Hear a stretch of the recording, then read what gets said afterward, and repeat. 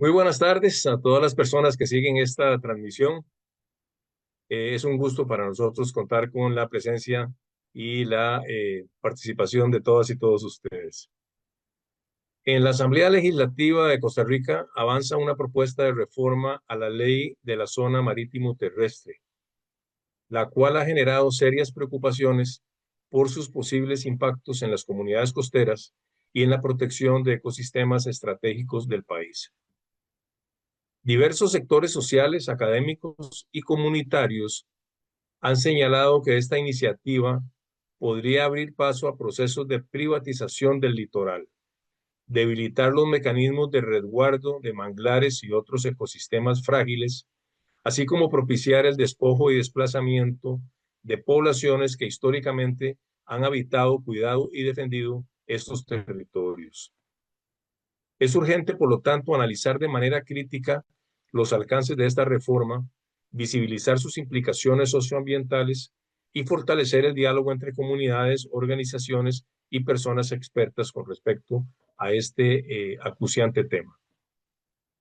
Para reflexionar sobre esta temática, la Alianza por una Vida Digna y el medio digital Surcos, conjuntamente con el proyecto Geografía y Diálogo de Saberes de la Escuela de Geografía y el programa Kioscos Socioambientales, ambos de la Universidad de Costa Rica, el programa interdisciplinario costero IDESPO, Universidad Nacional, y la Asociación de Rescate de la Zona Marítimo Terrestre y la Red de Mujeres Costeras y Rurales, hemos organizado este foro titulado Zona Marítimo Terrestre hacia una nueva ola de privatización.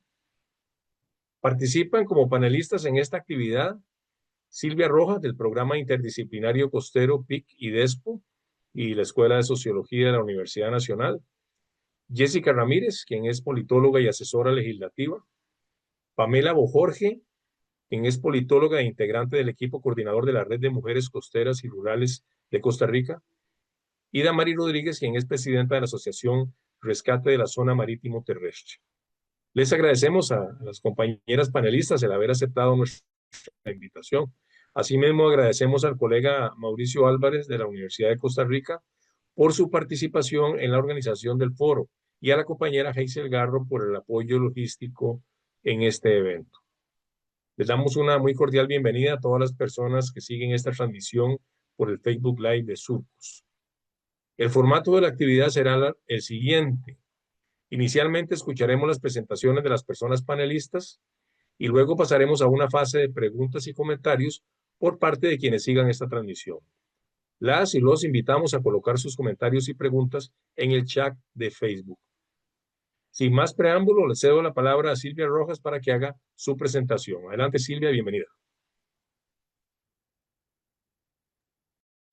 Buenas tardes, Pamela, Jessica, eh, don José María, y muchas gracias a Surcos y a todas estas instancias que están provocando este tipo de discusiones tan importantes en el país. Eh, Nosotros, pues desde la Universidad Nacional y el programa interdisciplinario costero y diferentes redes, ¿verdad? Venimos analizando la problemática costera en Costa Rica desde el plano de los derechos humanos y desde la seguridad sociojurídica de las comunidades fundadoras de todos estos territorios, ¿verdad? Desde hace más de 25 años. En este momento, para nosotros y nosotras, esto que estamos viviendo es un repetir en la historia, ¿verdad? El fenómeno que se dio más o menos hace 30 años, ¿verdad? Con lo que se le llamó el enjambre turístico de proyectos costeros que estaban relacionados con el famoso Plan Puebla-Panamá o el Plan Mesoamericano, que buscaba que toda esta costa del Pacífico tuviera un desarrollo turístico que en ese momento se llamó de Marisol y que hoy podríamos estar llamando un turismo de lujo. Pues en esa época tuvimos como diferentes oleadas, ¿verdad? Muy relacionadas incluso con la creación de partidos políticos de ultraderecha y las alianzas político-económicas con gobiernos locales, o sea, municipalidades costeras. Entonces ha sido un proceso que tiene sus oleadas, ¿verdad? Que uno se pregunta por qué en un momento sí se dio, por qué en otro momento no. Y tiene que ver muchísimo también con la agenda de gobierno, ¿verdad? Y también la tendencia empresarial y económica, pues que tenga el Estado, ¿verdad? Construido desde la agenda política del Ejecutivo. Entonces acá, en este momento, tenemos una situación de amenaza constante a los derechos humanos de estas familias, de estas comunidades, que en la práctica están reorganizando sus vidas, ¿verdad? Y también sobreviviendo a lógicas de mercado y que están totalmente rompiendo, ¿verdad? Con dinámicas históricas de las comunidades y que no se puede ver como un problemita aislado, sino como una situación estructural. Desde la justicia territorial y las relaciones de poder, comprendemos que estos proyectos de ley, pues más recientes, ¿verdad? Que están relacionados, por ejemplo, el 23.148 de Ley para el Desarrollo e Impulso de Zona Marítimo Terrestre, con una privatización más operativa y funcional de la costa mediante la instalación de sombrillas, ¿verdad? Y sillas e indumentaria relacionada con lo económico. Y por otro lado, ¿verdad? Aparece otro proyecto de ley que lo que busca es introducir el concepto de concesiones especiales en zona marítimo terrestre, concesiones con criterio de buena fe y confianza legítima, que es el de reforma a la zona marítimo terrestre, a la ley, que es el 25.157, que tiene también un ámbito de manejo de un territorio que es conocido, ¿verdad? Como zona pública o área restringida. Toda esta franja, ¿verdad? Que antes constituyó una zona que no era tan importante para el país como lo fue en la década de los 60 y anteriores, en un periodo en que el Estado tenía una prioridad agraria, va a tener en este momento una importancia comercial, mercantilista, ¿verdad? Y productora de riqueza, pero principalmente para un sector relacionado con modelos inmobiliarios, hoteleros, ¿verdad? Y especulación de venta y compra de tierras. Por supuesto que, bueno, en algún momento hablábamos quién impone esta agenda, ¿verdad? En los territorios, las transnacionales y las grandes empresas desarrolladoras. En realidad aquí no hay una agenda local o no hay una agenda de abajo para arriba, por decirlo así, o desde las comunidades hacia los gobiernos locales que diga hacia dónde queremos nuestro futuro, sino que va a venir desde un sector económicamente poderoso que está muy ligado obviamente también con el lavado de dólares y con el narcotráfico. Entonces, en estas condiciones, ¿verdad? Es muy importante entender de que los bienes comunes existentes en la costa, llámese mar, llámese arena, llámese agua, el patrimonio natural del Estado, que son los manglares, los arrecifes, todo esto se convierte en una gran mercancía que tiene un precio importante desde el plano también estético, ¿verdad? Paisajístico, como también pues canjeable en este gran mercado. ¿Qué pasa con las comunidades, verdad? Estamos viendo una reconfiguración del tejido social y lo que podríamos llamar, como lo hicimos casi que en el 2009, el, la extinción de las comunidades costeras. Antes de existir la ley de Cocos, existía una red nacional que era defensora de las comunidades en vías de extinción, así se les llamó, que eran las comunidades costeras y las islas. Y en este entonces se buscaba una forma de proteger a las comunidades de todo esto que podría llamarse una gran privatización mediante el uso de la ley que era pues amparado en los planes reguladores y las concesiones. Entonces, se buscó siempre esta protección de comunidades y eso no se agota, esa narrativa no se agota y esa discusión y esa resistencia, porque las comunidades sigan estando, no se agota. En este caso, ¿verdad? También es importante entender que a pesar de que existen comunidades habitando aquí, ellas sufren también de una gran presión económica donde no pueden sobrevivir con dinámicas del turismo de lujo y se va dando una privatización funcional operativa del terreno, ¿verdad? Del territorio. Estas construcciones que se hacen amparadas en la ilegalidad, estas destrucciones de manglar, que por cierto ayer y hoy han salido noticias sobre lo que sucede en la zona sur del país, ¿verdad? En Puerto Jiménez. Todo esto es funcional, ¿verdad? Está en la operación, no está en la ley. La ley prohíbe estas construcciones, esta destrucción, prohíbe incluso habitar la zona pública, pero en lo cotidiano se dan en el amparo de la interpretación incluso de la ley.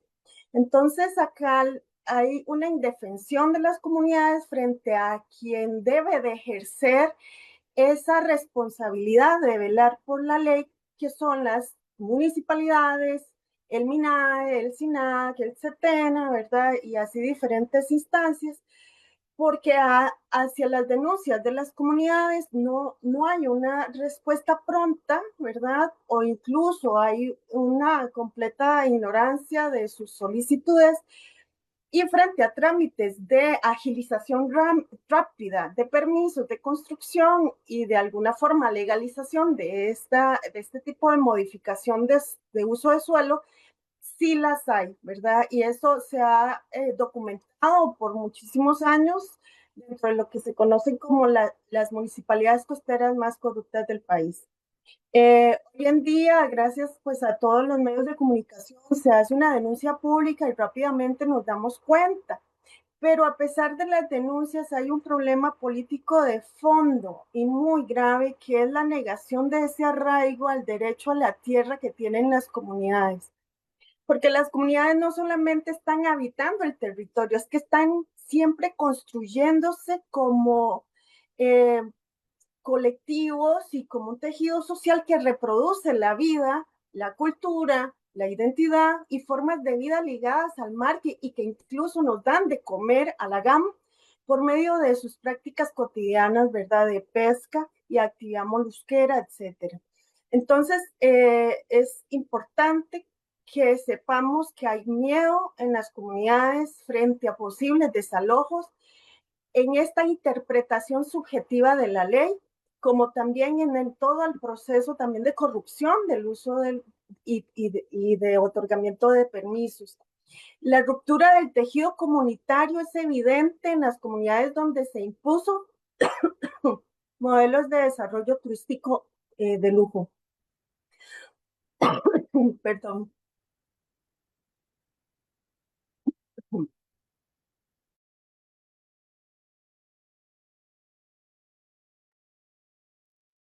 Ay, ya me dio de rastera.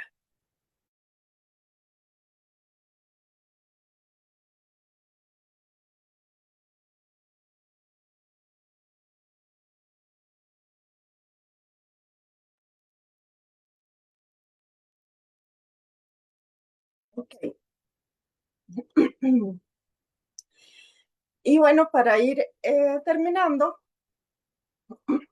hay una disposición del vínculo emocional, generacional, una pérdida de proyectos de vida de jóvenes, de familias enteras, donde no existe una real integración de esta población en las dinámicas económicas, lo cual evidentemente se constituye en elementos de expulsión y movilización de las comunidades.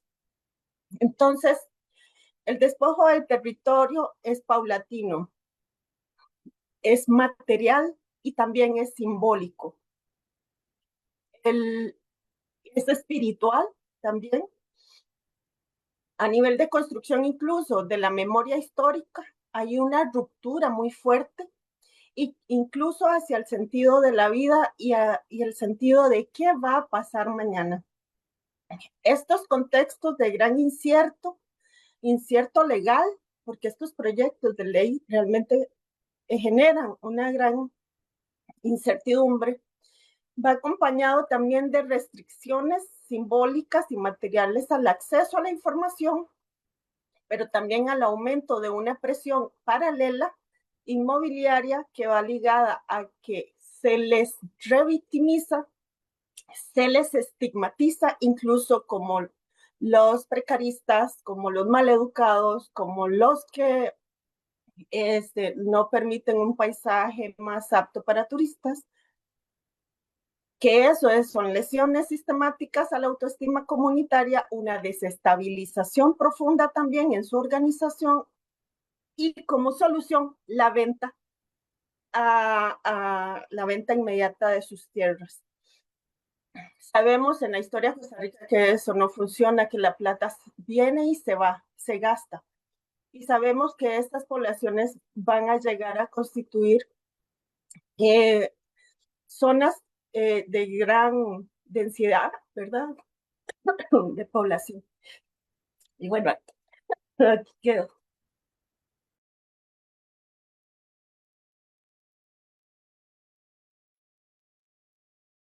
Y muchas gracias, Silvia, por su presentación. Y le doy la palabra ahora a Jessica Ramírez para que haga su exposición. Adelante, Jessica.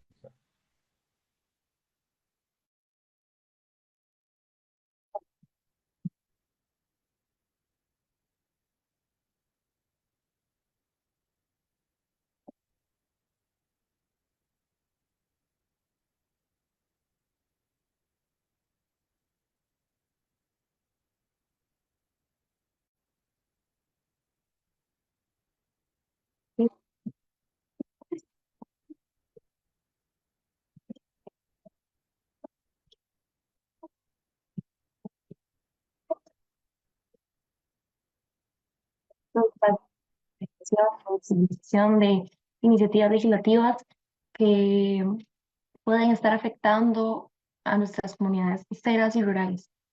Bueno, en primera instancia voy a exponer un poco sobre cómo y qué plantea el proyecto de ley y cómo se ha manejado su trámite legislativo. Bueno, el número de expediente asignado a este proyecto fue el 22.553 con el nombre Reforma Integral de la Ley de Zona Marítimo Terrestre. Bueno, un poco de qué es lo que este proyecto de ley propone. Propone reformar toda la ley en su plenitud, digamos.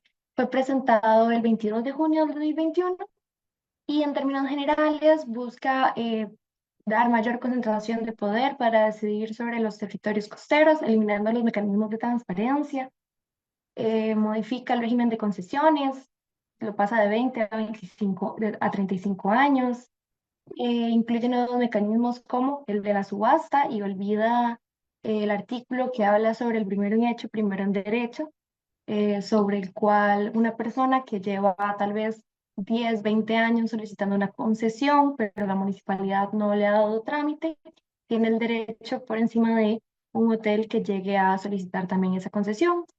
Eh, con la reforma que se plantea, eso se eliminaría y aquel que tenga mayor capacidad adquisitiva para entrar en la subasta y ganarla va a ser el que va a poder adquirir esas concesiones en zonas declaradas turísticas. Em, También se da una flexibilización de los requisitos para el otorgamiento y renovación de las concesiones. Actualmente tenemos un artículo que habla sobre cuáles son las prohibiciones para el otorgamiento de concesiones. Por ejemplo, hablamos de que las personas regidoras o parte de puestos de elección popular en las municipalidades no pueden tener ni ellos ni sus familiares concesiones a la hora de ellos estar en estos cargos. Por ejemplo, también se establece un límite que es completamente constitucional sobre las personas extranjeras que deben de estar 5 años en Costa Rica para poder optar por una concesión o estar en una sociedad en el 50 y 50% accionario para poder obtenerla. En este caso, la propuesta lo que hace es flexibilizar estos requisitos y olvida estas prohibiciones o, por ejemplo, que las sociedades anónimas que vienen al país a buscar sus proyectos hoteleros actualmente tienen que hacerlo bajo una cédula jurídica establecida en Costa Rica, no pueden hacerlo desde el exterior. Esa prohibición se elimina. Eh, También, por otra parte, introduce nuevas condiciones administrativas para regularizar las ocupaciones existentes. Esto muchas veces se presenta en lineamientos técnicos que solamente pueden cumplir aquellos que tienen las capacidades adquisitivas para pagarlos. eh, y estudios y demás. También hay cambios en la regulación ambiental aplicable a los ecosistemas costeros. En esto estamos hablando de la eliminación del artículo 11, que establece que los humedales y manglares son parte de la zona pública. Por ende, esta es la única norma a nivel nacional en cuanto a leyes que habla sobre alguna protección especial para los humedales. Entonces, es de suma importancia también para nuestra convención que Costa Rica firmó, que es la Convención Ramsar sobre la protección de los humedales. Eh, el eliminar esta norma es en ese principio inconstitucional, pero también muy peligroso para cada uno de estos ecosistemas, que son los que bloquean problemas como la erosión costera. Bueno, un poco sobre el estado de este expediente legislativo, como les había dicho, fue presentado en el 2021, fue presentado en octubre. Perdón, fue dictaminado de la Comisión de Gobierno y Administración en octubre del 2021 y entró en junio. Entonces su tramitación fue bastante expedita, digamos. Normalmente los proyectos de ley se les aprueba un plazo primero de 80 días, perdón, de 60 días y luego se les vuelve a aplazar a otros 60, es lo más común, pero este no ocupó ni extender su plazo ni llegar al final de su plazo. Salió con un informe afirmativo de mayoría, a pesar de haber tenido la mayoría de sus observaciones, como de la Contraloría, MINAE, Dirección de Aguas, SINAC, eh, Instituto Geográfico Nacional, todas estas instituciones, Procuraduría General de la República, habían dictado en contra de sus criterios. Más sin embargo, el informe que los trae y los trae en contra fue afirmativo de mayoría por parte de los diputados de esta comisión. Y a partir de ese octubre del 2021, el proyecto no se volvió a movilizar en el trámite en la Asamblea Legislativa. Eh, en aquel momento, en el 2021, las comunidades costeras se dieron cuenta de la existencia y el avance rápido de este proyecto de ley y se pusieron, al igual que ahora, muchas personas salieron, hicieron contenido en redes sociales, también se manifestaron en la Asamblea Legislativa y intentaron, hicieron contacto con las personas proponentes y el partido proponente para frenar su avance. Es por eso que en el 2021 2025 el proyecto de ley no se había movilizado. Es hasta 2025 que el proyecto está a punto de vencerse, puesto que tiene un plazo cuatrenal que cumplir desde su presentación en el 2021 y se presenta la moción de plazo cuatrenal y el 16 de junio del 2025 se vota con 33 votos a favor y 10 en contra. Por acá pueden ver la imagen de la votación de esta moción. El 12 de junio del 2025, este proyecto de ley entró a quemar primer día de mociones 137. Fue en el periodo de sesiones extraordinarias, por ende el gobierno lo convocó tanto para que se pudiera votar su moción de plazo cuatrenal como para que pudiera quemar primer día de mociones 137. En totalidad se llegaron a presentar 290 mociones, tanto incluyendo las diputaciones del periodo anterior, 2018-2022, como mociones presentadas por los diputados de la legislatura 2022-2026. En esta comisión de Gobierno y Administración, la presidencia designó una resolución para que las mociones se acumularan y por ende ya no se tuviera el mismo tiempo de discusión que se hubiera tenido de manera normal votando las 290 de manera individual, sino que se acumularon y por ende se acorta el tiempo de discusión de tanto de las mociones como en general del expediente. Esta resolución fue apelada, pero no se obtuvieron los votos para poder ganar esa apelación a la presidencia de la comisión. Es a partir de que desde octubre hasta febrero se discutieron las mociones y el 9 de febrero se terminaron de ver y se volvió a mandar a lo que es el plenario legislativo. Em, a partir de ese día, en febrero, tanto la fracción del partido proponente como la fracción oficialista del Ejecutivo han solicitado que el proyecto de ley queme día. Y bajo esta solicitud, el 3 de marzo se lograron integrarlo en la moción de posposición que se iba a ver para que quemara ya su segundo día y era el último momento para poderle presentar modificaciones. Es importante decir que para el primer día del 2027 el expediente no varió en el fondo en ningún sentido, tal vez con algunas correcciones por una moción que presentó el partido proponente, el PUSC, pero por el fondo sigue teniendo las mismas falencias que se mencionaron anteriormente. Entonces, al ser este segundo día el último momento para hacerle las modificaciones, es de vital importancia que eventualmente las mociones existan para, si los diputados tienen los votos para avanzarlo, se puedan corregir las cosas que son más problemáticas y eh, salidas, ¿verdad? De lo que en esencia es la ley de zona marítima terrestre y de cuál es la función que cumplen. Este mismo 3 de marzo se encontró en el primer lugar de la moción de posposición, pero ante la manifestación y el descontento de algunas comunidades y de algunos grupos que se les expresó a las diputaciones, ese mismo día, antes de leerse, se presentó una moción de posposición para que se retirara ese día de la discusión del plenario legislativo. La moción de posposición se votó con todos los votos de los diputados presentes a favor y hasta ese día no se ha vuelto a quemar día ni se ha movilizado, pero el 10 de marzo existió un borrador donde todas las fracciones envían qué proyectos de interés quieren que entren dentro del plenario legislativo y el 10 de marzo el Ejecutivo lo solicitó, pero no se logró acordar que se incluyera y hasta el día de hoy no se ha podido movilizar más en ese sentido.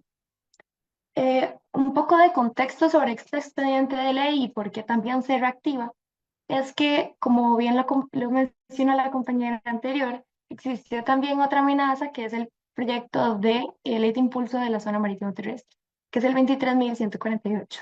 Básicamente, este otro proyecto de ley que les menciono nació de los artículos que contenía el 22.553 en una versión reducida.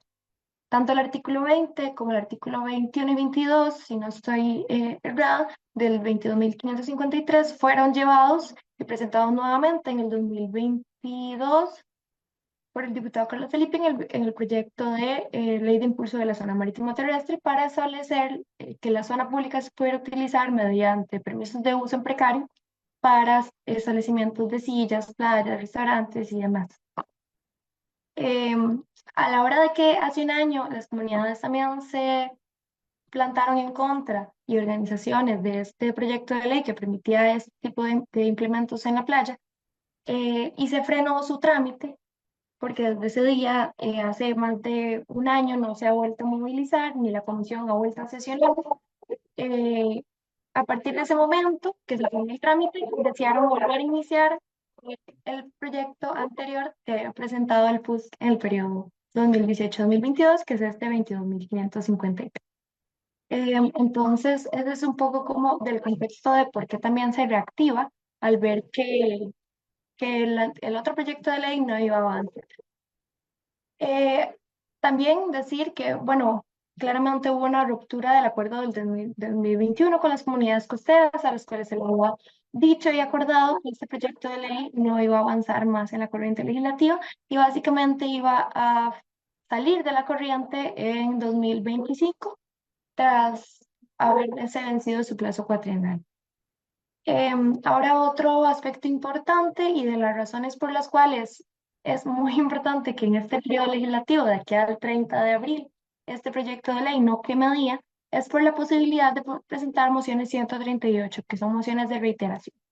Estas son las mociones que, ya sea en primero o en segundo día, se votaron en contra por parte de los y los diputados, y en el plenario legislativo se pueden volver a poner a discusión, pero ya no es la discusión de los 7 o 9 diputaciones de la comisión, sino en la discusión de los 57 diputados en el pleno legislativo.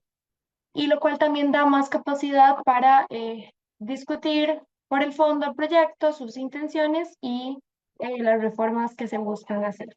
Entonces, estas mociones tienen una particularidad, que simplemente pueden ser presentadas y defendidas por el diputado que la firmó en primer lugar. Entonces, como los diputados van a cambiar este 1 de mayo, las mociones 137 que fueron rechazadas en primer día ya no van a poder ser reiteradas, y si se quemara el segundo día, las mociones de segundo día tampoco podrían ser reiteradas. Entonces, en caso de que no se apruebe ninguna modificación que pueda ser importante, ya no habría otro momento en el cual se pueda discutir eh, esto en el pleno legislativo. Entonces, por eso es muy importante que antes del 30 de mayo este proyecto de ley no quemara día, y por eso la presión comunitaria ha sido vital para que en estos días también se continúe sin quemar segundo día de mociones 137. Ya a la hora de cambiar los diputados el 1 de mayo, ellos podrán presentar sus mociones con sus firmas, y si quemara día después del 1 de mayo, estas sí pueden ser discutidas por los señores diputados y diputadas y pueden ser reiteradas. Entonces, eso es un poco como de información más procedimental del proyecto de ley. ¿Qué son acciones que ya han llegado a las acciones legislativas? Bueno, una solicitud de reunión con la presidencia de la Asamblea Legislativa. Las comunidades se organizaron y enviaron una solicitud de reunión al presidente Rodrigo Arias Sánchez, es para poder expresar su condición y su análisis sobre este proyecto de ley. También se les pidió una solicitud de audiencia ante los jefes de fracción, que son ellos los que definen la agenda del Pleno Legislativo a través de sus negociaciones. Ante esta, según tengo información de las personas que enviaron las solicitudes, solamente 2 fracciones legislativas han respondido ante esta solicitud de ser atendidos en la reunión de jefes de fracción. Y actualmente otras cosas que se pueden hacer en el trámite es presentarles más mociones de consulta en el plenario legislativo, para lo cual se tienen que presentar y leerse en el pleno del plenario, y tienen que ser votados por los 57 diputados con una votación de mayoría simple. Esas son acciones que actualmente se pueden realizar y que pueden colaborar con la reconsideración del avance de este proyecto de ley. Y bueno, eso sería como un poco del contexto general, de cómo ha ido su avance y cuáles son también como algunas de las implicaciones. Muchísimas gracias.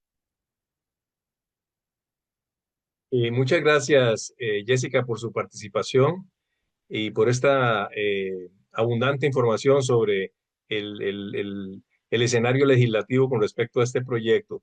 Le doy la palabra ahora a Pamela Bojorge para que haga su presentación. Adelante, Pamela.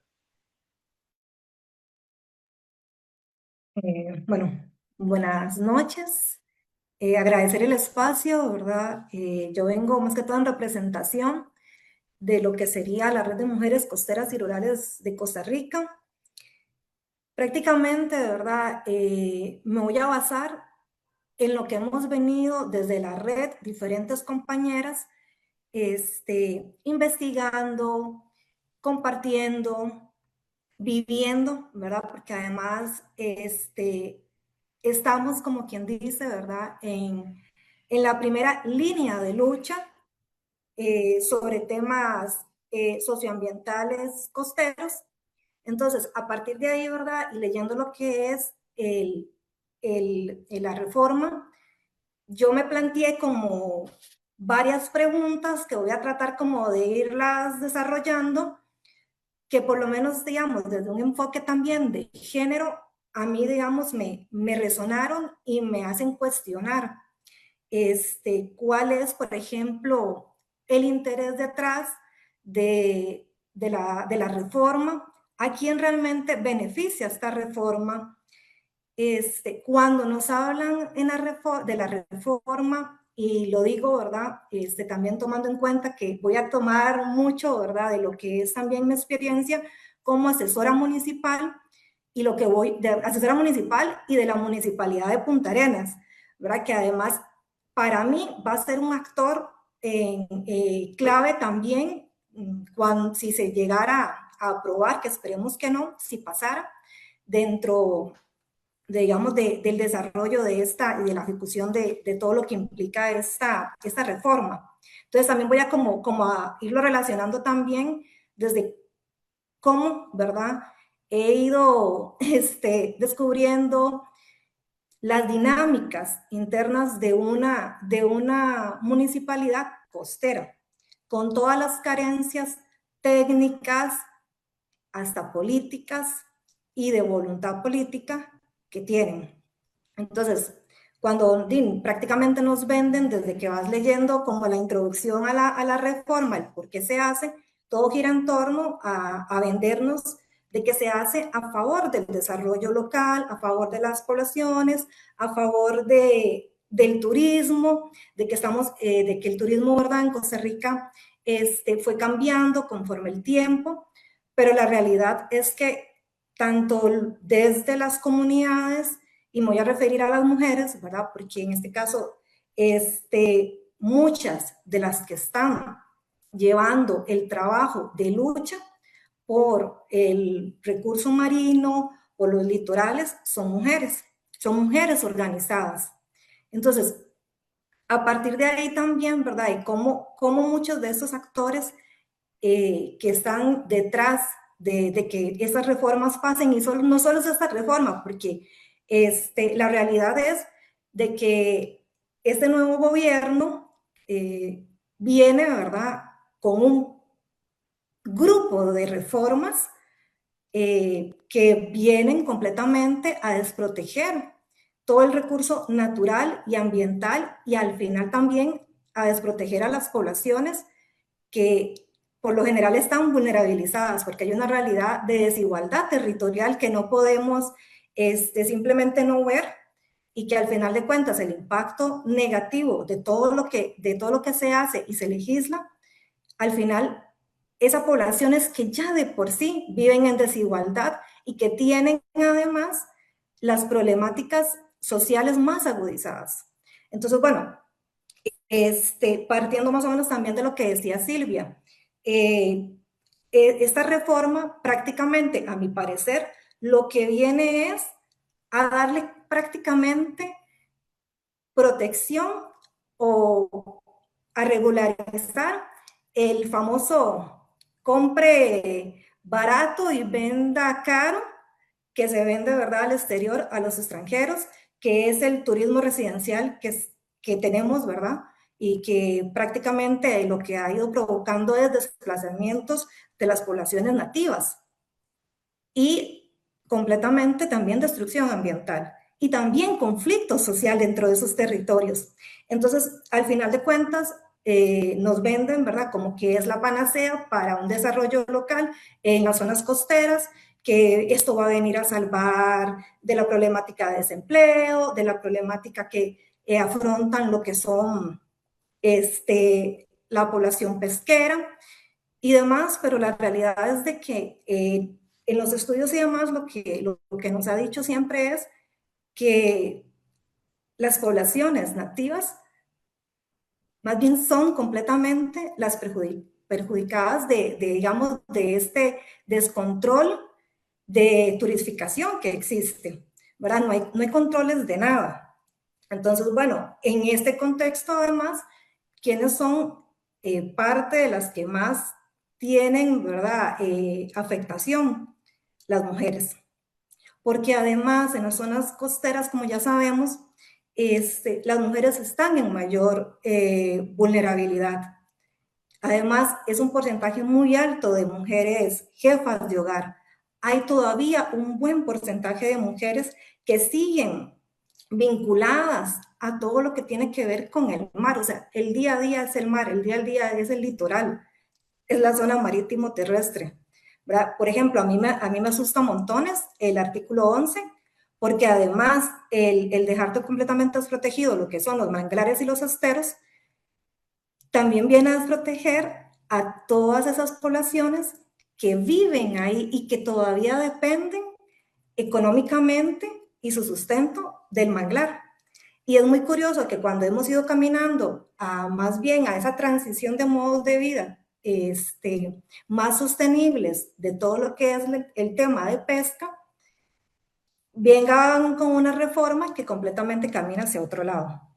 Pero bueno, por otro lado también escuchamos que la nueva fracción habla no solo de esta reforma, sino también de retomar lo que sería la pesca de arrastre, porque obviamente juegan con la necesidad de la población y entonces les venden, ¿verdad? Que van a venir, como quien dice, a quitar todas las trabas para que ellos puedan, de alguna forma, ¿verdad? Retomar la actividad sin ningún tipo de control y a favor de la comunidad, pero sabemos de que eso no es así. Ahora, el tema también de que no van a haber tantos contrapesos, eliminando prácticamente al INBU, ¿verdad? Y hasta creo que también hay una parte donde además la parte de islas e islotes antes necesitaba aprobación de la Asamblea Legislativa, si no me equivoco, eso también se elimina y entonces se puede concesionar. Y bueno, ya de por sí hay islas en la península que prácticamente funcionan ya como si fueran privadas. Entonces, bueno, imagínense lo que acarrea de que por ahí también, ¿verdad? Prácticamente se le dé a la municipalidad y a las intendencias esa potestad de tomar completamente decisión sobre lo que vienen siendo el uso, ¿verdad? De la zona marítimo terrestre. Y bueno, es evidente que lo que son las municipalidades no tienen esa capacidad técnica. Por ejemplo, una municipalidad de Punta Arenas que prácticamente concesiona, por ejemplo, hace poco concesionaron en Costa de Pájaro, en zona marítimo terrestre, un permiso para que se haga como para dispensar gasolina. ¿Verdad? Van a hacer una venta de gasolina, pero va a estar dentro de la zona marítimo terrestre. Prácticamente no, el consejo dice que sí, ¿verdad? Y bueno, yo me quedé como, ¿y cuál fue el estudio técnico que se hizo? ¿Qué pasa en caso de que haya un derrame o alguna otra cosa? No, simplemente se concesiona, se hace abuso también del uso en precario para zona marítimo terrestre. Entonces, bueno, yo comienzo a pensar, ¿verdad?, en todas estas falencias que hay ya de por sí desde la institucionalidad y que, de hecho, si no me equivoco, el mismo Estado de la Nación en el 2024 advierte, ¿verdad?, que los cantones costeros enfrentan presiones inmobiliarias y turísticas sin contar con las capacidades institucionales para ordenar estos procesos. Entonces, por ejemplo, varias compañeras que de hecho estuvimos entrevistando para un artículo que estuvimos escribiendo, nos indican, ¿verdad?, que no hay planes reguladores, que las instituciones no tienen esa capacidad para poder, ¿verdad?, darle un sustento técnico a lo que vayan a decidir. Entonces, bueno, además de eso, algo como que también digamos, la reforma como que ampara, o se, digamos, de alguna forma se ampara, es en los planes reguladores, que va a ser como ese contrapeso porque debe estar bajo ese marco. Pero bueno, en Costa Rica en este momento tenemos solamente 44 cantones con planes reguladores, pero dentro de esos 44, solamente un 26% prácticamente son parciales, eso quiere decir que no son a nivel cantonal. Y hay unos que están clasificados como que tienen, como decir, el de Punta Arenas, que tiene plan cantonal, plan regulador, pero la realidad es que está desactualizado desde hace 17 años y además es parcial. Y por otro lado tenemos 40 municipalidades sin plan regulador y en que su mayoría están justo en las zonas costeras. Entonces, bueno, podemos ver de que prácticamente dejaríamos la zona marítimo terrestre sin mucho respaldo. La normativa que tenemos no es suficiente y creo que con esas reformas y sin planes reguladores en las municipalidades, pues prácticamente lo que estamos haciendo es prácticamente decir, ¿verdad?, a las grandes inmobiliarias, a las élites, vengan y sigan colonizándonos, ¿verdad? Y dentro de esa colonización, los cuerpos y territorios, economías locales, prácticamente también, ¿verdad? Se exponen a ese segundo estado de que nos habla siempre Segato, ¿verdad? Donde prácticamente, y sobre todo en las zonas costeras, el narcotráfico, ¿verdad? Comienza a también a de alguna forma gobernar. Y entonces, como también lo mencionaba Silvia, es una realidad de que esto también beneficia al lavado, que en Puerto Jiménez, en Osa, en la península, se sabe, ¿verdad? Se sabe de que hay un lavado grande a partir de todo lo que es construcciones hoteleras, inmobiliarias, compra, ¿verdad?, de grandes residencias. Y, y eso todo el mundo lo sabe y la institucionalidad no hace nada. Entonces, al final, quienes terminan desprotegidas son las poblaciones y, sobre todo, las defensoras de, ¿cómo se llama?, del recurso natural. De hecho, muchas de nuestras compañeras han vivido amenazas, ¿verdad? Y se hace mucho más difícil esa protección, porque también, ¿verdad?, llega un desgaste y entonces, como siempre, el tema de los cuidados vuelve a recaer en nosotras. Entonces, somos las mujeres nuevamente las que estamos siempre, ¿verdad?, cuidando de la casa, cuidando de ¿cómo se llama?, de la vida, y dentro de ese mismo, ¿verdad?, rol tenemos el de activismo y el de defensa del recurso natural, que al final de cuentas, no hay realmente algo que las respalde o las defienda, y termina un desgaste también de estas mujeres.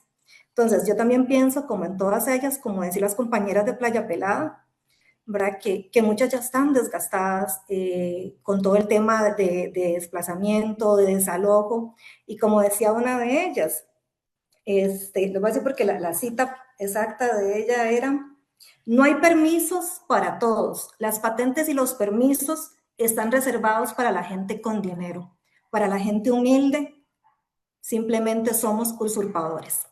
Entonces, si tenés dinero, sos inversionista, pero si sos pobre, sos usurpador de tierra. Entonces, bueno, bajo todo ese contexto, ¿verdad? A mí me surge el cómo, ¿verdad? El cómo lo paramos, porque no es solo pensar en esto, o sea, vienen 4 años muy difíciles de lucha, ¿verdad? De organización, porque si no, pues posiblemente Costa Rica se va a vender toda. Y como les digo, o sea, a mí en lo personal, escuchar a una de las diputadas electas hablar de que este es uno de los proyectos principales que ellos quieren aprobar, junto con lo de la pesca de arrastre, que lo van a recuperar. Y yo dije, bueno, sí, esto nos están diciendo, ¿verdad? Estamos preparados para realmente organizarnos y poder parar todo lo que se viene. Entonces, bueno, eso sería por mi parte, ¿verdad? Más o menos como lo que yo veo, ¿verdad? Desde como alguien que en su activismo y en su día a día y como puntarenense veo, ¿verdad? Y la preocupación que veo desde lo que son, sobre todo las organizaciones de mujeres, de esas mujeres que están ahí cuidando, ¿verdad?, la vida, y que además muchas veces ni siquiera es reconocido ni remunerado. Y algo que también recuerdo de una de las entrevistas era el tema, ¿verdad?, de que, bueno, de los planes reguladores que no Se hacen planes reguladores, pero sin ningún enfoque interseccional, ni integral, ni nada por el estilo, y mucho menos a veces técnico o ambiental. Por ejemplo, una de las compañeras nos comentaba, ¿verdad?, que, por ejemplo, se estaban concesionando en plena zona marítima terrestre con proyectos que siguen adelante sin consulta indígena, aunque el plan regulador esté supuestamente anulado. Entonces, bueno, también a mí me gustaba como traer esos testimonios, ¿verdad? Traer como también la vivencia, pero y la vivencia, ¿verdad? También hasta desde lo teórico respaldado, porque hay estudios, hay teoría que respalda lo que está sucediendo. Entonces, bueno, esa sería como mi intervención, ¿verdad? Tratando como de dar ese otro enfoque. Y, y bueno, y como siempre, ahora cuestionarnos el cómo, qué vamos a hacer, ¿verdad? ¿Cuál es la estrategia a seguir? Sobre todo quienes más nos veremos afectados, que somos al final de cuentas la población que vivimos en esas zonas. Gracias. Muchas gracias, Pamela, por su presentación. Y como cuarta panelista de este foro, le doy la palabra a Damaris Rodríguez. Bienvenida, Damaris. Adelante. Sí, buenas noches a todos. Un honor de compartir un rato con ustedes y con los que nos escuchan, los que nos ven. Yo me voy a referir tal vez a algunos aspectos que a lo mejor pueden ser reiterativos o no se han mencionado también, pero que puede también que resulten como para algunos un tanto pueden pensarse hasta tontos, ¿verdad? Y precisamente esta modificación o prácticamente esta nueva ley de zona marítimo terrestre, pues creo que no hay tal protección a la vida, simple y sencillamente el fin es otro. Para poder desarrollar un poco la temática, me voy a referir a conceptos, por ejemplo, definición de la zona marítimo terrestre. Mucha gente no sabe qué es la zona marítimo terrestre. Definición de la vida. No sé si también puede resultar un poco tonto. Definición de algo así como de los ecosistemas. Y otra pregunta un poco compleja, ¿quién quiere perder la vida? Y otra que podría ser, ¿quiénes se benefician de esto? Y otra preguntita que sería, ¿por qué cambiar el ente rector de llevar la batuta, verdad? Cuando hablamos de la zona marítimo terrestre, decimos que por definición la zona marítimo terrestre es la franja de los litorales a lo largo de toda la costa y que mide 200 metros.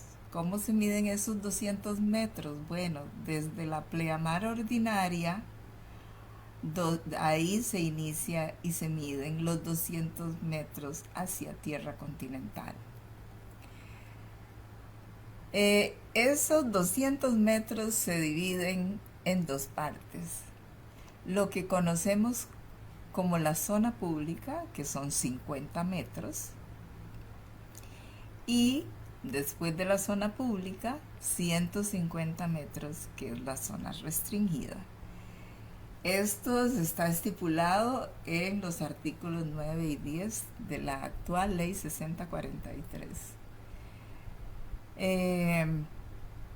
Con la variante de que la zona pública, que son los 50 metros, esta zona pública que está definida como, en su artículo creo que 20 o 22 por ahí, donde esa zona pública es de disfrute, como lo indica la palabra pública, es de disfrute de todas las personas que vamos y hacemos uso de nuestras playas, ¿verdad?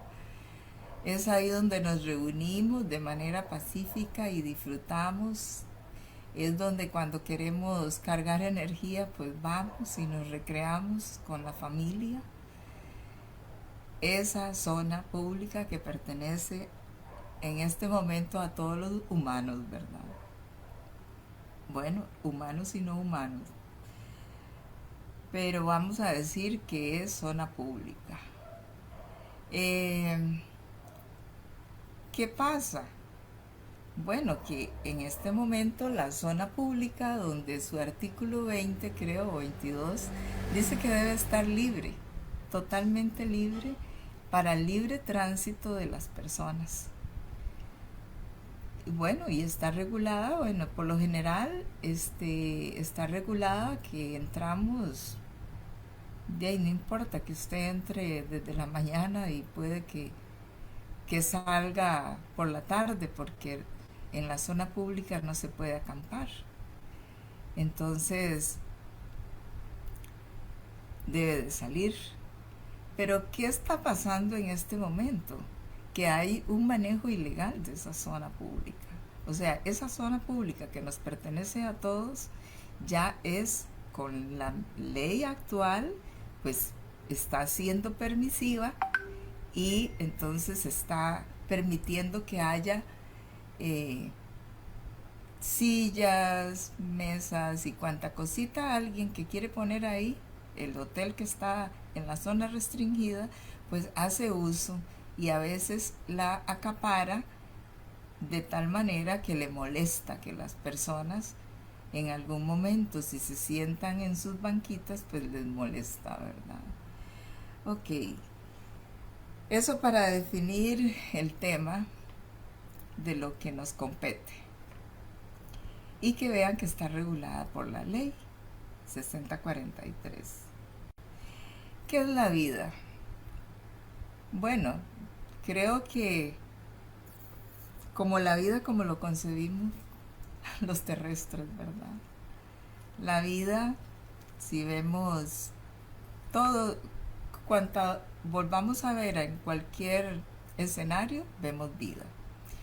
Vemos otros humanos, pero vemos plantas creciendo, vemos árboles, vemos todo lo que veamos, pero también lo que no vemos. Los virus y las bacterias que nos enferman, no los vemos, pero sí ahí están presentes. Entonces decimos que la vida es un proceso de interacciones biológicas, bioquímicas, o sea, de reacciones biológicas y de reacciones químicas y físicas, capaces de sostenerse en el tiempo y en el espacio gracias a un flujo de energía. ¿Está bien? Pero entonces, ¿quiénes habitan la zona, la franja de la zona costera, la franja de la zona marítimo terrestre? Bueno, es que ahí tenemos vida, ¿verdad? Entonces estamos hablando de que ahí tenemos ecosistemas. Y esos ecosistemas, pues sí, estamos hablando de la parte de todo lo que es la flora, de todo lo que es la fauna, tanto de lo que hablamos de la zona marítimo terrestre, que dijimos que era desde la pleamar ordinaria hacia tierra continental. Pero desde la pleamar ordinaria hacia el océano, pues también tenemos una riqueza, bueno, es una riqueza increíble, ¿verdad? De nuestros organismos, de toda la vida marino-costera. Y entonces hablamos de los ecosistemas. El concepto más pequeñito de un ecosistema, podemos decir que es la vida y su entorno, ¿verdad? La vida y su entorno. Y estas áreas pues son ricas en todos los ecosistemas. Entonces ya por ahí una compañera habló de que también tenemos a todos aquellos hermanos que han habitado desde generación tras generación en esas zonas. Entonces es nuestra gente también viviendo ahí en sus ecosistemas, en interacción con todos los organismos que ahí han estado también.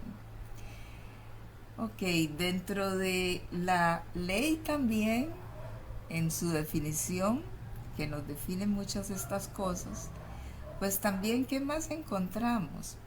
Bueno, encontramos manglares. Bueno, ¿y qué es un manglar? Bueno, es un bosque único, ¿verdad? ¿Por qué único? Con un potencial increíble y único que solamente lo encontramos en los subtrópicos y en los trópicos. ¿Y por qué decimos que uno? Porque es algo insólito, donde es único porque solamente permanecen o perduran ahí especies de mangle.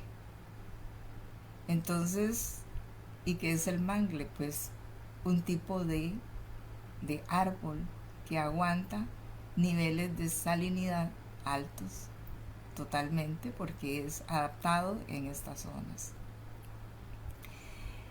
También tenemos los esteros o estuarios. ¿Y qué es un estero? Entonces, la importancia de un estero. Esa importancia impresionante.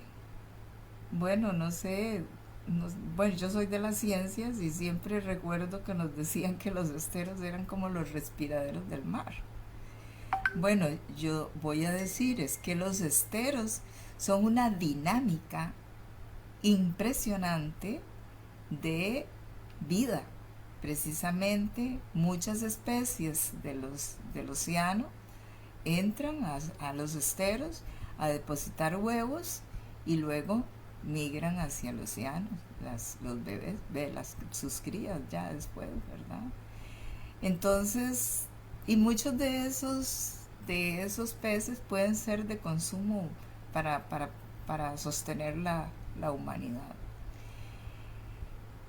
¿Y qué está pasando, verdad, con los esteros? Hoy por hoy tenemos que hay grandes problemas porque han habido desastres terribles donde han desaparecido manglares.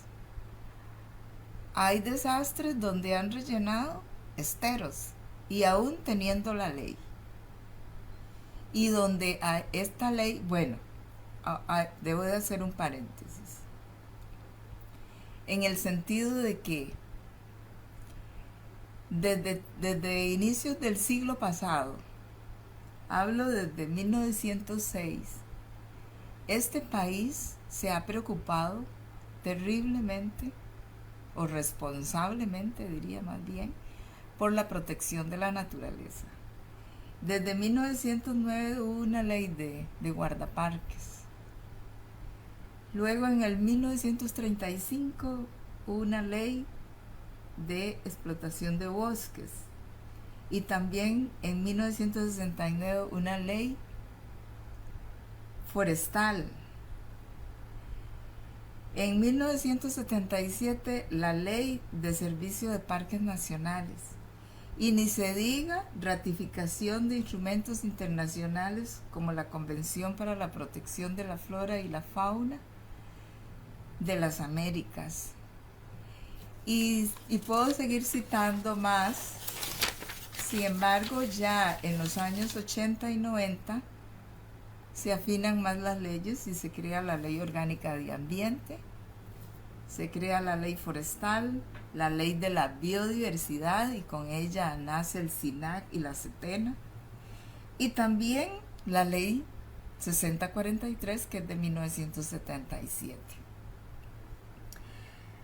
Bueno, y para devolvernos nuevamente, bueno, y siempre el país firmando convenios internacionales para la protección de la biodiversidad del país. Firma ante las Naciones Unidas y una serie de convenios que, como decía, para protección de la naturaleza del país. Pero también es importante ver cómo a partir de los años 2020 al 2025, bueno, Damaris, perdón, 2 minutos más. ok. Entonces, para decirles también de que en estos años pues han habido decretos y han habido cosas que en alguna medida pues vienen a algunos pues no dejan de lesionar toda nuestra riqueza natural. Ya para terminar, bueno, no vamos a entrar en detalles de esto, pero de la ley que interesa. Por ejemplo, cuando en la misma ley aparece de que tanto los riscos como las islas y los islotes son de la zona pública. Entonces, como que de pronto la misma ley 6043 protege diciendo alto porque es zona pública todo esto. Pero recuerden que todos estos sitios son sitios ricos de recursos naturales donde prevalece esa vida que puede ser que no sea ni la mía ni la de ustedes, pero que merece respeto. Y lo más grave que también yo le veo a la cosa es que estamos ante una donde esta ley se le transfiere la competencia casi total, sí total, de que sea liderada por el ICT. ¿Quién es el ICT? Pues ya sabemos que a nivel de instituto que se crea para poder hacer el desarrollo turístico del país, pero que también a veces, y lo tenemos de ejemplo, con todo lo que es la ley de desarrollo papagayo, donde mucho de esto es un desastre.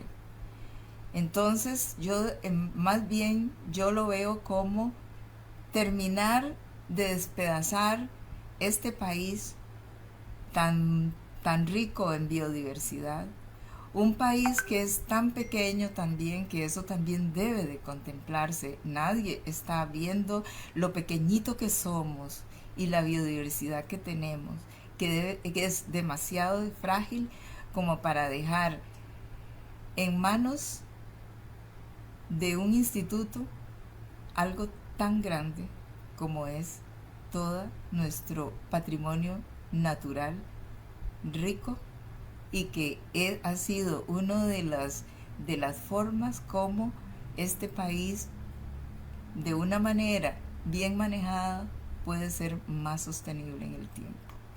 Bueno, eso sería mi intervención y muchas gracias. No sé si hay alguna pregunta, con mucho gusto. Muchas gracias, Damaris, por su participación. Ya Damaris nos ha acompañado en algunos otros foros en la Alianza por una Vida Digna y Surcos. Bien, muchísimas gracias a las 4 panelistas por sus presentaciones que han complementado muy bien este asunto complicado y preocupante. Yo les pediría ahora, por favor, que abran sus videos para pasar a una sesión de preguntas y comentarios que se han hecho en el chat. Voy a proceder a leer algunos de estos comentarios y algunas de estas preguntas y luego le paso la palabra a las panelistas. Alba Peralta dice, este país, sus habitantes y diputados no pueden permitir que los 50 metros de zona pública se privaticen. Y también dice Alba, es la zona inalienable en donde es donde las personas humildes de escasos recursos pueden ir a disfrutar en familia y disfrutar de nuestras playas. Dayana Rojas dice, buenas noches, gracias por abordar este tema tan importante para nuestras comunidades costeras. Lo mismo que Rafael Eduardo López dice que es un tema muy importante. Vamos a ver, por aquí, Horacio Vargas Morandi hace un comentario que voy a repetir. Dice, hay que decirlo claramente, lo que se está dando es simple corrupción que no se puede permitir, porque como dijo doña Silvia, la ley vigente no lo permite. Tenemos actualmente funcionarios y políticos corruptos que están vendiendo el país al mejor postor, violando toda zona protectora, leyes ambientales y los derechos de todos los costarricenses. Es nuestro país. Nuevos residentes y el turismo son bienvenidos, pero no a costa de nuestros derechos como costarricenses, protegidos por la Constitución y las leyes vigentes. Y continúa, la defensa de esos derechos va a pasar por las buenas y si la situación empeora por una nueva ley, posiblemente por las malas, como ya ha pasado en otros países. Ya ese sentir se viene dando en la ciudadanía y no solo los afectados actuarán en defensa, sino posiblemente una gran parte de la población. Si los políticos desean aún seguir con este proyecto de ley, seguro será en algún momento necesario para evitar esa corrupción, llevar el tema a un referéndum que decida de una vez y de por vida muchos temas de protección ambiental. Nuestra Costa Rica y nuestros derechos no se venden. Así nos dice don Horacio Vargas. Alba Peralta hace una pregunta que la dejo planteada. Dice, ¿cómo procede cuando una persona que tiene solicitado el permiso de uso del suelo tiene un negocio, pero nunca le han dado el permiso y requiere la patente? Esa es la pregunta. Luego, don Horacio Vargas dice que los argumentos que se presentan de los participantes del foro son muy fuertes, pero recomiendo mejorar la comunicación hacia la ciudadanía. Hay que fomentar una mejor plataforma de comunicación para la defensa de nuestros derechos. Hay que exponer con nombres de dueños y empresas a todos aquellos que están violando o impulsando esta nueva ley. Rolando Portilla dice, la zona pública no debe ser sujeta de concesiones a fines de lucro, debe continuar siendo un sitio para el disfrute de todas las personas, donde se pueda transitar libremente, un sitio lo más natural posible. El proyecto pretende la privatización de esta zona vía concesiones. Y Alba Peralta nos dice, algo importante que este país debe saber es que los planes reguladores están diseñados para los ricos, porque al cambiar el uso del suelo a turístico, ningún poblado podrá pagar el monto del canon, ya que pasa de un 0,25 a un 4%, con altos cada 5 años. Ante ese panorama, solo los ricos y extranjeros podrán tener y vivir en esas tierras. Dayana Rojas nos comenta, excelente participación. Alba Peralta dice, refiriéndose a una ley que mencionó Damaris, esa fue una gran ley, el mayor logro del PUSC. Y Luisi Bla, también refiriéndose a la presentación de Damaris, dice, memoria histórica, gracias Damaris. Rolando Portilla nos dice, otorgar las concesiones vía subasta pública como propone el proyecto de ley no es una forma de democratización, es una forma de excluir a personas de nivel económico bajo o medio y permitir que solo personas o empresas de alto nivel económico, seguramente extranjeras, puedan ofrecer altos montos y dejarse las concesiones. ¿Qué piensan de esto? Esta es una forma de gentrificación. Y Alba Peralta dice, la ley ideal para desalojar al poblador y la clase media. Vamos a ver si tenemos otros comentarios por aquí. Sí, Gipsy Muñoz nos dice, en una zona de trópico seco como Guanacaste, donde el agua y los ecosistemas son más frágiles, ¿qué consecuencias ambientales podría tener una mayor privatización de la costa? Y vamos a ver, el programa de kioscos socioambientales de la UCR hace algunas preguntas. Para Silvia, el año pasado el PIC impulsó una mesa de trabajo intersectorial sobre los impactos del desarrollo inmobiliario, el cambio del uso del suelo y los procesos de despojo en zonas marítimo-costeras turísticas. ¿Qué aprendizajes o elementos de ese espacio podrían fortalecer el análisis sobre el impacto de este proyecto? En particular, ¿consideras que esta ley podría consolidar un modelo de turistificación y gentrificación en esas zonas? También hace preguntas para Jessica. Ya se ha expuesto el panorama que podría enfrentar el proyecto en la próxima legislatura.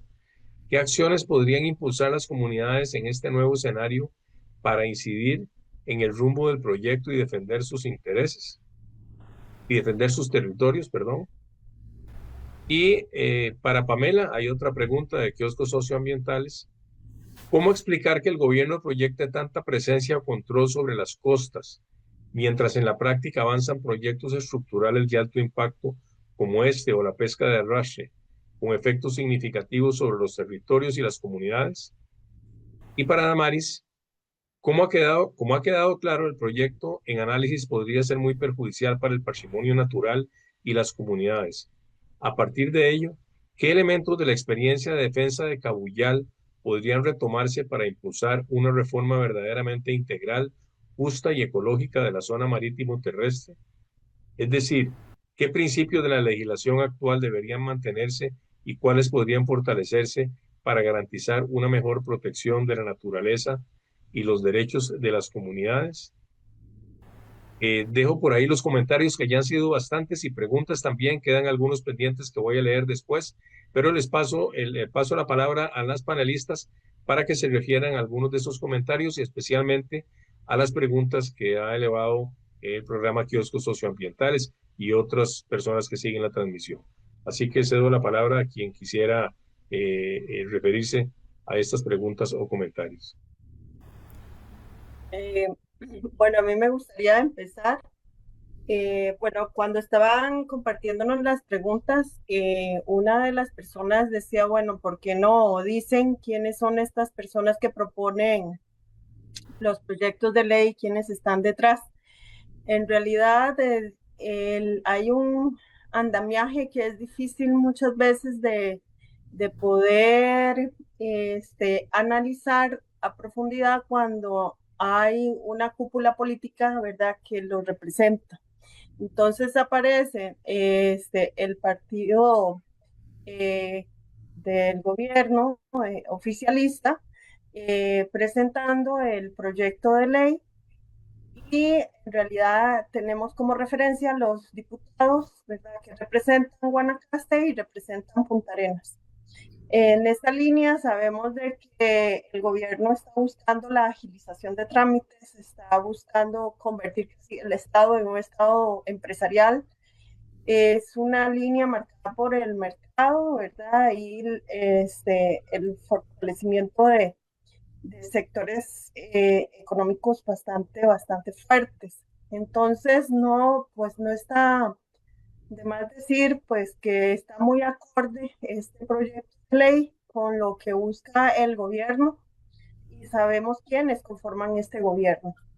Sabemos que la zona de Guanacaste y Punta Arenas, especialmente Pacífico Norte y Pacífico Central y ya más recientemente Pacífico Sur, tiene mayor presión que el Caribe, que también está teniendo, ¿verdad?, poco a poco presión también para proyectos que requieren agilizaciones de trámites. Y que para este gobierno la ley de zona marítimo terrestre creada para conservar, ¿verdad?, este patrimonio, este territorio tan importante es una traba, es un obstáculo. Por eso hay que entender también que este proyecto de ley no es solamente este proyecto, es que también hay otros proyectos de ley que vienen a complementarlo. Entonces hay que entender también cómo se articula, ¿verdad?, toda una red estratégicamente pensada de proyectos de ley que también van a favorecer la desregularización, ¿verdad?, como tan estricta que tiene la ley de zona marítimo terrestre mediante pequeñas modificaciones, y esta, pues, por supuesto que es casi como volverla a hacer. Entonces, bueno, eso con respecto a lo del foro. En septiembre del año pasado se hizo el foro de turismo, ya la tercera versión, ¿verdad?, la tercera convocatoria 2025, y tuvimos participación de muchos otros sectores, ¿verdad?, del país. Uno de los principales aprendizajes es que definitivamente se necesita lograr una alfabetización sociojurídica de las comunidades que están sufriendo en carne propia este o abusos de autoridad, ¿verdad? O violencia estructural del Estado, o también negligencia, como también movilización forzada. Se necesitan defender en una red muchísimo más grande de apoyo, ¿verdad? Que se planteó como parte también de la toma de decisión y la participación real. Estos aprendizajes, ¿verdad? Y elementos que fueron de discusión son mecanismos para hacer una lectura de lo que está sucediendo en el ámbito legislativo, pero también o sea, poder interpretar cómo se mueve una estructura de actores sociales económicos en determinados territorios y cómo también hacer un proceso de fiscalización y denuncia. Sin embargo, si tenemos instituciones que fiscalizan debilitadas, en realidad las comunidades quedan desamparadas de lo que podría ser este apoyo estatal. La organización, la articulación de redes e incluso saber cuáles son mecanismos internacionales, nacionales e internacionales para defensa del territorio es fundamental. También de que todos estos ejercicios también académicos súper importantes para el análisis de la situación país, que se materializan, por ejemplo, en una sistematización, un libro que hace la academia, tiene que devolverse a las comunidades como en un proceso también de la señal. Hola, ya volví. Sí, sí, sí. Adelante, Ok. Silvia. Okay. Por supuesto que esta ley es un hecho que vendría a consolidar un modelo económico de desarrollo territorial, ¿verdad? Enfocado directamente al turismo de cierta población, a las ventas y a un nuevo orden, ¿verdad? Económico. En esta propuesta no hay, digamos, algo nuevo que lo separe de otras leyes costeras de América Latina. Panamá, Nicaragua, Colombia en algunas zonas del país, México, también en muchas zonas costeras, tienen un enfoque mercantilista, económico, turístico, hotelero y todo esto enfocado al sector empresarial. No están las comunidades son un estorbo. Entonces, para estos proyectos de ley tiene que hacer, o sea, tiene que verse en un contexto de América Latina y tiene que verse también en un contexto eh, de desarrollo económico territorial, ¿verdad? Sí es turístico y sí va hacia la gentrificación, sin duda, pero recordemos que hay otros proyectos de ley paralelos que también forman parte de toda esta estrategia. Gracias, Silvia. Gracias. Adelante, Jessica. Gracias. Bueno, para contestar un poco a los comentarios y a las preguntas, sobre todo una sobre si se considera esto como un proyecto dirigido hacia la gentrificación, pues sí, porque pone por encima de las comunidades y del valor histórico y de preservación de la zona marítima sur, pone por encima la ganancia económica que se puede obtener a partir de esto.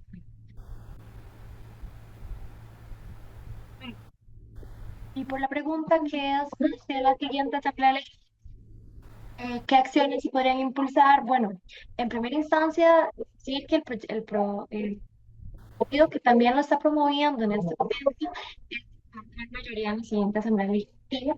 Entonces, bueno, a partir de esta,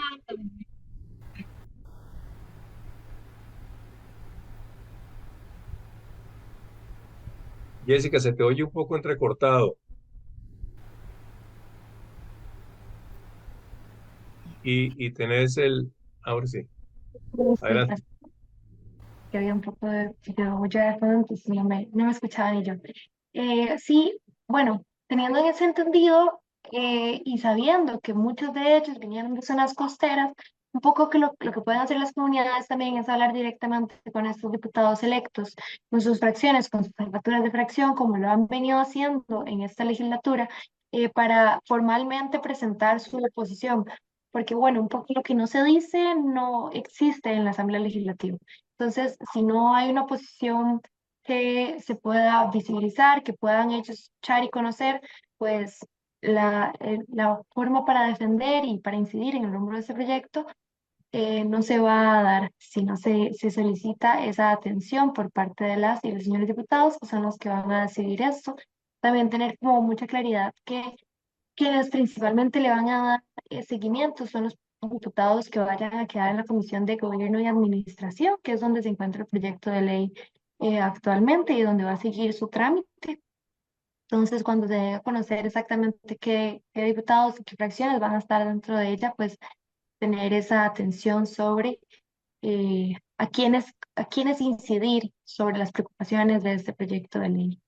Y bueno, eso sobre esa línea, también la solicitud de mociones de consulta.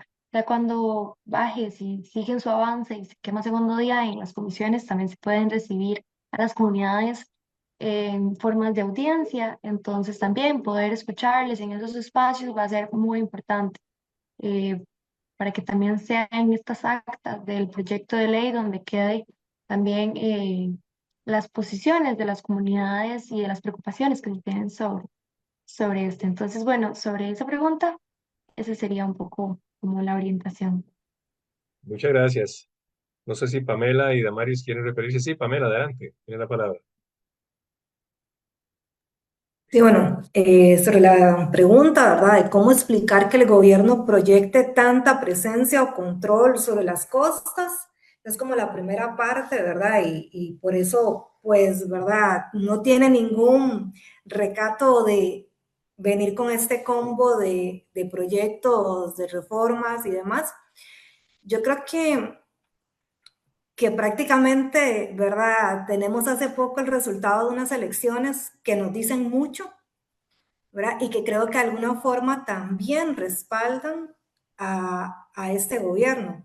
Lamentablemente, o sea, yo, ¿verdad? Que estuve ahí en el conteo de votos en Punta Arenas, para mí, o sea, no había sorpresa, mucha desilusión de ver de que, o sea, en una mesa, por ejemplo, ganaran con 400 votos, o sea, era algo exagerado. O sea, el apoyo que hay en Punta Arenas, yo hablo de Punta Arenas porque es verdad mi territorio y es del que más conozco a mano, pero, y bueno, y aparte que Cantón de Punta Arenas, pues aparte abarca también la península y demás, y tiene pues mucho, ¿verdad?, de zona marítimo costera.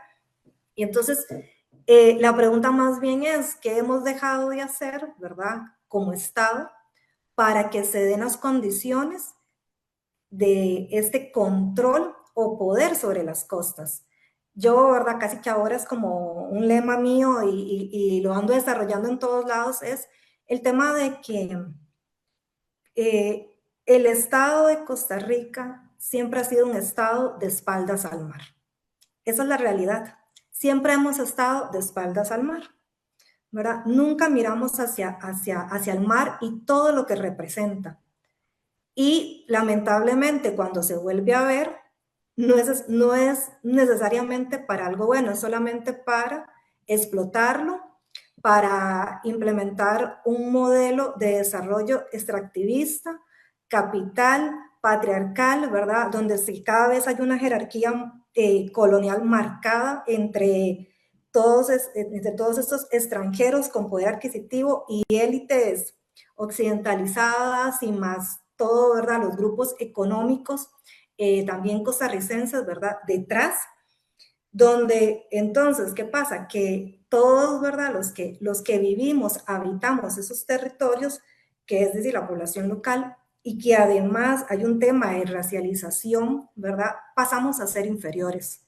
Entonces, al final de cuentas, lo que estamos viendo es un proceso, o sea, seguimos en un proceso de colonización eterna, ¿verdad? No logramos romper con esa colonización y no es algo de Costa Rica, lo estamos viendo a nivel mundial.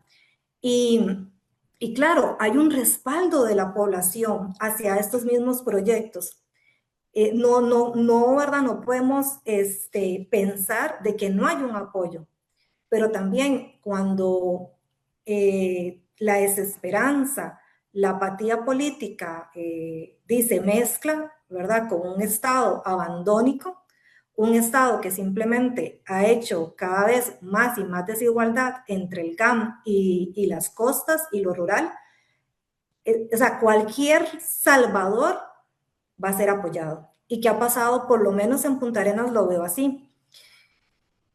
Ellos han realizado un trabajo territorial durante 4 años en lo que son las poblaciones costeras gigante. O sea, yo lo veo en las islas, el montón digamos, de inversión que se ha dado. O sea, yo no le puedo decir a una compañera de Chomes, ¿verdad? ¿Por qué apoyas a este gobierno? ¿Por qué vas a seguir apoyando a este gobierno? Si esto y esto y esto, ¿verdad? Yo le doy como todos esos argumentos ¿verdad? Que hasta en la misma academia se habla o desde cierto privilegio hablamos, cuando ella me dice, ¿sabe por qué yo voy a seguir apoyándoles? Porque nos hicieron, al fin tenemos un centro de salud en Chomes. ¿Cómo yo, verdad, le digo a esa mujer que además por otras compañeras sé que, por ejemplo, en un Manzanillo ni siquiera tenían dónde hacerles un Papa Nicolau? No había lugar, donde no hay ni siquiera un EVAIS, donde la institucionalidad no llega, y llegaron los chavistas. Llegaron a ponerles centros de salud, a darles en centros educativos. Bueno, en las islas ni se diga la inversión que se ha dado, que además, ¿verdad? Se sabe que junto con la turistificación que se ha dado en Isla Venado, hay también todo un tema de narcotráfico, que se sabe, se habla, y entonces al final la gente lo que ve es, bueno, en este momento me trae, ¿verdad? Un beneficio material, que eso es lo que, de verdad, lo que hay que entender, o sea, el beneficio material inmediato, porque son personas que además están en sobrevivencia.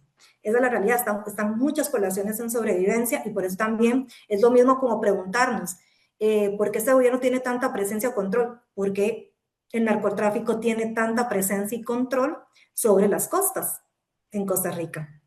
O sea, realmente yo creo que aquí yo no podría, ¿verdad?, abarcar, porque es multifactorial, ¿verdad? O sea, son demasiadas situaciones, consecuencias, y un Estado que al final de cuentas, pues ha fallado, ¿verdad? Y como yo les hablaba, ¿verdad?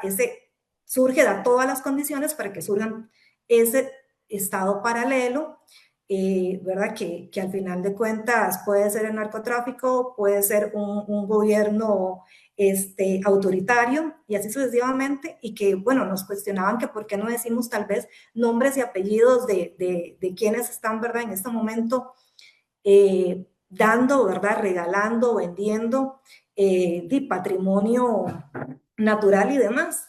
Es que no es tan fácil. O sea, como decía Silvia, o sea, eso es una red, o sea, hay un montón de involucrados. Nosotros solo vemos, por decir, a los operadores políticos, pero no vemos a ese poder fáctico detrás. Entonces, es muy complicado, y el tema de la pesca de arrastre, a mí por lo menos se me hace muy difícil, porque por un lado, ¿verdad?, escucho la parte, digamos, de la comunidad, todo lo que también ha sido para una población que todavía depende demasiado de lo que es la pesca. Es complicadísimo hacerles ver, ¿verdad?, de que por qué es necesario que no haya este tipo de técnicas, que al final de cuentas a un futuro lo único que va a hacer es que no tengan ni ellos ni las siguientes generaciones que sacar del mar. No van a poder vivir más del mar. pero también, como decía Silvia, o sea, necesitamos también mucha educación. O sea, el volver a, ¿verdad?, a reeducar y demás. Y ahora también hay una parte, como por decir, el sector de pesca artesanal, que se ha logrado, ¿verdad?, un sector, entender el por qué este, se busca, ¿verdad?, este resguardo, esta sostenibilidad del recurso marino.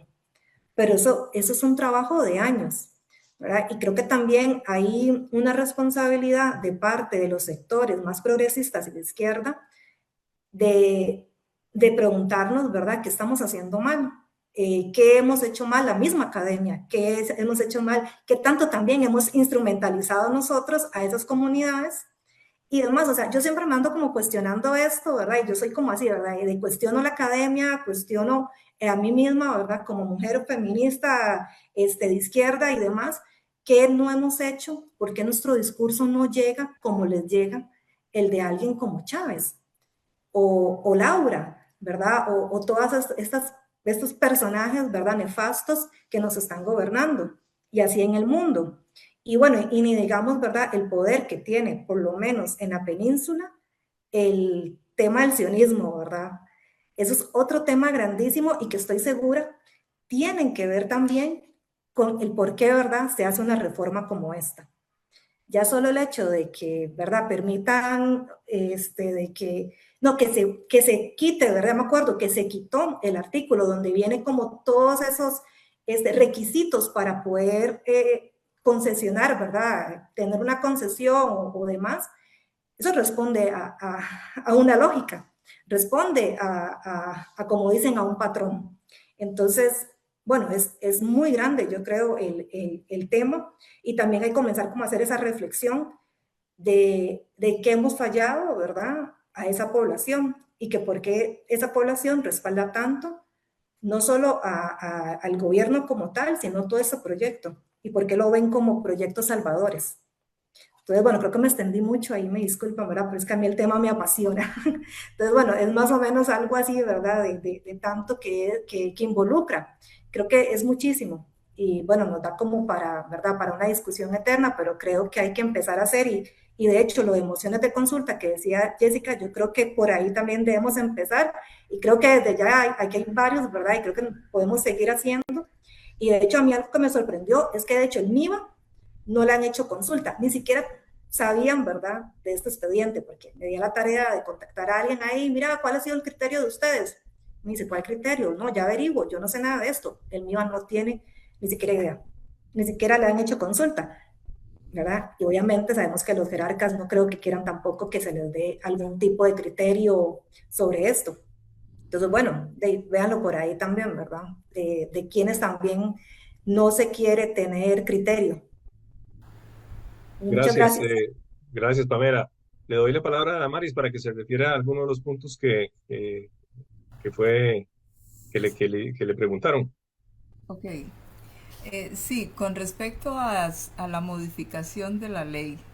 Miren, yo prácticamente yo digo que la ley puede tener sus falencias, pero que la ley es un instrumento que está ahí. Creo que hay bastante protección sobre zona marítimo terrestre. Está delimitado lo que es la zona restringida, que son los 150 metros, y está delimitada los 50 metros y dice cuáles son los fines, cuáles son los usos, y, y también todas las áreas que contemplan otras leyes, como es MINAE, como es ley forestal, pues también tienen sus espacios. Entonces yo más bien diría que no se aplica la ley. Y quizás hemos sido un poco, también mantenemos posiciones, que eso no es conmigo, ¿verdad? Pero la ley, si usted la usa, usted puede rescatar cosas de la ley, con la legislación actual que tenemos. Bueno, pero ¿cuál ha sido la estrategia? Ir minando, ir quitando recursos a las instituciones para que haya menos personal, por ejemplo, para que haya menos, inclusive la parte investigativa, ¿verdad? Y un país que no tiene investigación, pues es un país vulnerable. Y eso pues nos está pasando. Y eso creo que hay que verlo. Yo sí tengo mucha esperanza, yo creo que hay mucha desconocimiento también. Yo tengo esperanza de que las personas, si se instruyen, que las personas, si se les habla, las personas también pueden cambiar el rumbo. Y en este caso, bueno, los políticos, a veces pues hay de todas las clases. Hay políticos populistas, politiqueros, y hay políticos en el buen sentido de la palabra, y también hay políticos. A mí me hace mucho, como que me indigna mucho cuando escucho esto, los que son pro vida. ¿Pro vida qué? ¿O ¿a cuál vida? Entonces eso es un cuento que ya hay que desmitificar a todos estos payasos que hablan que son pro vida. Eso por principio. Y después, con respecto a la experiencia, yo creo que a lo largo de los dos litorales hay zonas vírgenes todavía. En el caso, bueno, alguien que mencionó Cabullal, estamos hablando de, ¿qué pueden ser? El proyecto de ecodesarrollo termina en Punta Cabullal. De Punta Cabullal hacia el norte ya se inicia Cabullal. Esa es un área, es muy rica, es un área que tiene bosque siempre verde, siempre verde. Son bosques especiales y tiene todo el resto que yo he hablado aquí de manglares, de esteros, y un estero único particular, cualquiera se lo desea tener porque es de aguas cristalinas y no es lodo en la base del firmamento, sino que una arenita blanca. Eso es único, creo, por lo menos en Costa Rica. Pero vamos más allá. La ley tiene que protegernos toda la franja, de todo a lo largo del Pacífico y a lo largo del Atlántico. Bueno, haciendo la salvedad de que el Pacífico es más larga, ¿verdad? Por naturaleza. Pero también algo que la gente tiene que saber. Yo por eso a veces me enfoco como a los conceptos que vienen de la escuela y del colegio, que a veces hasta los diputados los olvidan. Y no importa que sea de derecho, que sea psicólogo, que sea sociólogo, que sea, no importa. Pero hay conceptos básicos de colegio. Y yo creo que eso hay que, si no hay que entonces repasarlo. Habrá que repasar estos conceptos y ponerlos en blanco y negro, y realmente una persona con conceptos claros puede interpretar muy bien el asunto. Ahora, cuando hablamos de todo, mire, hay reportes, tenemos todo el informe del Estado de la Nación, bueno, donde precisamente ahí nos está diciendo, por ejemplo, la UICN, que es una entidad internacional y que precisamente nos dice la lista roja. Entonces, dentro de toda esa lista roja, 800 especies vulnerables en peligro de extinción. Dentro de todas esas especies habla de especies marino-costeras. Entonces, habla de tiburones y de anfibios. Entonces ya nos está diciendo, y esto que es superficial, sin embargo también a nivel de país en este momento hay personas que están haciendo investigación en las zonas costeras. Entonces ya hay por lo menos un ensayito o hay algo donde nos dice en tal parte están arribando tortugas que antes estaban en periodo de extinción, en este momento están arribando, y ya sabemos que la vida, o si no lo sabemos, entonces buscamos la información de cuánto es el proceso de las tortugas arribando a nuestra zona marítimo terrestre, a anidar. Yo creo que eso amerita divulgación, amerita más educación ambiental de todo nuestro país, que siempre he dicho que es tan pequeño, y lo que nos pasa en la fila costeña nos afecta a todo el país por ser tan pequeño, que lo que nos pasa en la Sierra volcánica, inclusive lo que nos ocurre exactamente, nosotros, por ejemplo, ¿de dónde captamos las aguas? No vienen del Atlántico, las aguas de Guanacaste, ¿verdad? O sea, somos pequeñitos y estamos íntimamente correlacionados, ¿verdad?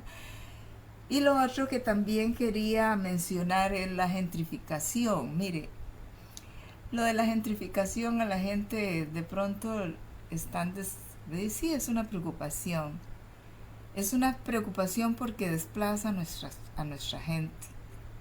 Desplaza de una manera que los obliga casi que los saca, ¿verdad?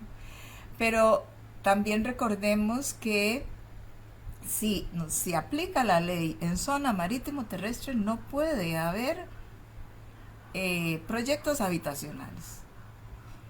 Si lo sabemos hay que denunciarlo. Entonces, en la zona marítimo terrestre no puede haber gentrificación porque no pueden haber edificios para hacer habitacionales, ¿verdad? Puede ser el turista que llega, que creo que está bien, porque aquí no nos estamos oponiendo al turismo, ¿no? Si en este momento es lo que puede estar salvando al país también, depende a quién, dónde llega, ¿verdad? Porque si es donde recogen el dinero y se lo llevan fuera del país, pues yo no sé si estaremos haciendo algo. Pero en sí, el turismo en sí es una actividad importante para el país. No podemos no podemos aquí estar hablando de gentrificación en la zona marítimo terrestre. Y si lo ocurre, entonces somos permisivos porque no estamos denunciando. Ahí no puede haber proyectos habitacionales. El turista llega, se baja del avión, va, pasa unos días feliz, disfruta y vuelve a irse. Entonces, ese es el sentido de la zona marítimo terrestre. Aquí no pasa nada de gentrificación. No es que esté a favor, no estoy a favor, pero para que lo hablemos claro, ahí no puede haber gentrificación. ¿Qué es lo que está haciendo la gente? Las colindancias con zona marítimo terrestre, bueno, y son sus fincas privadas, ahí no podemos hacer mucho. Y si se hace, son las municipalidades que son cómplices, que sin tener servicios eficientes en cuanto al manejo de los desechos sólidos y en cuanto a la disponibilidad de agua, es una irresponsabilidad, pero somos también las personas que nos dejamos y que vivimos en cada uno de los cantones. Yo precisamente prefiero que sea la municipalidad la que siga en este orden de que tiene la competencia para lo de la zona marítimo terrestre y no el ICT. Yo a la municipalidad la tengo cerca y yo puedo ir a la municipalidad y yo puedo pedir todo lo que... Y al ICT, que es, bueno, ¿qué es el ICT para algunos? Pues para mí es un grupito de gente muy privilegiada que está ahí haciendo y deshaciendo, ¿verdad? Y precisamente uno de los problemas que ocurre con la ley de ecodesarrollo papagayos es eso, que tienen proyectos habitacionales y eso va en contra de la ley, ¿verdad? Entonces, para el caballero que me preguntó sobre, en el caso de Caboyal específicamente, es una zona muy virgen. Sí nos opusimos, por lo menos desde mi organización, nos opusimos al plan regulador. Eso no significa que nos van a escuchar, pero sí nos opusimos en la parte colindancia, porque no es en la zona marítimo terrestre, sino en la parte que quieren desarrollar, que son fincas. Están hablando de edificios hasta de 5 pisos. Esas son zonas que son zonas de... Bueno, todo Caboyal es zona de amortiguamiento porque limita con el Parque Nacional Santa Rosa. Pero toda la colindancia con las áreas naturales protegidas por ley no pueden hacer desarrollos habitacionales de tantos pisos, ¿verdad? Y ahí estamos hablando del respeto a todo lo que es la flora y la fauna. Entonces, yo creo que si fueran un poco más inteligentes todas estas personas y tuvieran más claro ese horizonte, entonces yo creo que la cosa funciona diferente. Mire, se van allá y a otro país, pero otro país que tal vez es como 4 veces más grande que Costa Rica. Entonces se traen todas esas réplicas tontas de esos países que algunos están bien, pero hay porque tienen otros recursos, pero que son grandes también, y se traen a replicar eso en Costa Rica. Lo que van a hacer es pasearse en toda nuestra riqueza de oro verde, como decimos, porque no tenemos otra cosa que esto. No sé si queda claro, pero sí quiero hacer esa salvedad de que en zona marítimo terrestre no puede haber gentrificación. Eso va en contra de la ley. Y si lo permitimos, somos cómplices, ¿verdad? Bueno, no sé qué más puedo decirles. Muchas gracias, Damaris. Ya vamos acercándonos al final de nuestro foro, pero quisiera compartir algunas preguntas y comentarios. Hay una pregunta aquí que hace Héctor Ferlini que quisiera trasladarle a Jessica Ramírez. Dice, ¿este proyecto afecta la autonomía de las municipalidades? En tal caso, requeriría 38 votos. ¿Nos podrías aclarar eso, Jessica?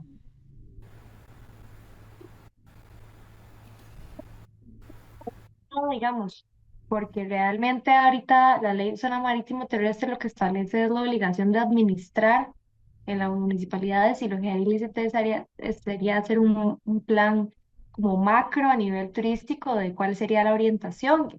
Algunas potestades ciertamente todavía seguirían en administración de las municipalidades. También hay temas de afectación al ambiente que hacen que este proyecto de ley también requiera 38 votos.